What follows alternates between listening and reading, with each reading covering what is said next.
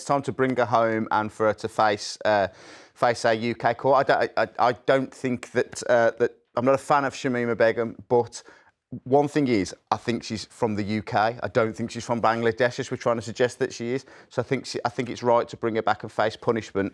I also think, I mean, there's a particular thing in the Sky interview that really spoke to me, which when she said, I didn't hate Britain, I hated my life, really.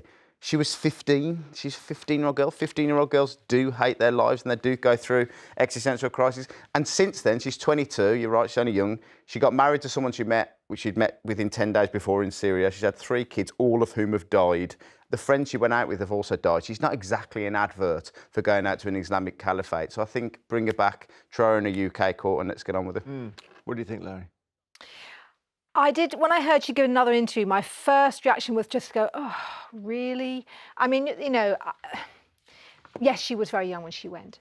She doesn't come across as being sorry for any of it. She hasn't really apologised. Her family aren't talking to her. So what's going on? If she had a family who was fighting for her, saying, you know, she made a terrible mistake, her family aren't talking to her. So what's going on there? The last time we discussed this, I remember the Home Secretary saying, I've seen papers that you haven't seen. And that made me think, she's denying she was involved. She said she simply came to Syria. Yeah, that's at odds with her first interview where she seemed to be quite embedded with them. Exactly. So she's learned, don't dress in Islamic dress, put a baseball cap on, look Western, and you're more sympathetic. Well, but she doesn't.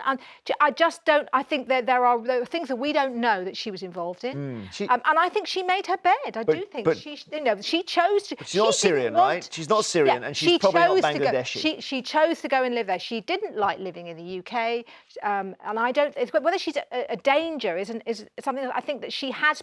I would think that she's been involved in some pretty awful things, and she's quite lucky she didn't face ISIS justice, the kind she wanted to mete out to other people. The thing is that she's also smart enough to know what to say to the media, but she doesn't. I mean, I think that's the thing, actually. She's being kind of hung out to dry to a certain extent by actually answering questions honestly. And I mean, she shows some degree of remorse or so on. But fundamentally, the thing is, I thought it was a powerful thing that Sajid Javid said, which is that you haven't seen what we've seen. Well, let's get her in court then. Let's get her in court and see some stuff. I can only judge on what I see. And what I see is a 22-year-old that's had just about the worst life, who's just asking to come to prison in the country that she was born in. Doesn't seem an unreasonable request, really. OK.